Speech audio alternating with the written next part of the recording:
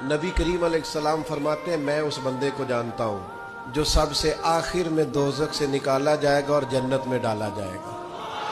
ये जरा अंदाज देखिए। इस पर हुजूर बड़ा मुस्कुराए, बयान करके बड़ा मुस्कुराए। हुजूर फरमाते हैं, अल्लाह ताला अपने करम से, अपनी रहमत से ना उस बंदे को करीब करेगा, अपने करम के, और करीब करके ना उससे गुनाह पूछेगा। ये वाले गुनाह किए थे, छोटे छोटे गुनाह सगीरा ये किए थे, अब क्या करे? वो कहेगा, मालिक वो हो गई गलती, मैं भूल गया था।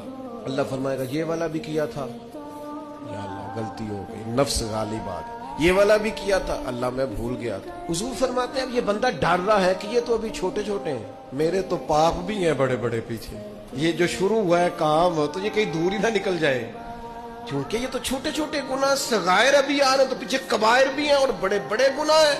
नबी करीम फरमाते हैं, वो डर रहा है, जब उसके छोटे छोटे गुनाह गिनवा लिए जाएंगे ना, अल्लाह ताला फरिश्तों से फरमाएगा, इसके इन सारे गुनाहों को मिटा के इस जगह पे नेकियां लिख दो। नबी पाक फरमाते हैं, जब कहा ना इसके गुनाह मिटा के नेकियां लिख दो, तो फौरन बोल पड़ा, कहने लगा, या अल्लाह मैंने तो बड़े बड़े भी किए। अल्लाह वो बड़े बड़े भी तो मेरे ही है ना, वो किधर गए? तो हुजूर इस बात को बयान करते मुस्कुराए, और सहाबा फरमाते हैं, इतना मुस्कुराए कि हमने मुकद्दस दांतों से नूर निकलता देखा।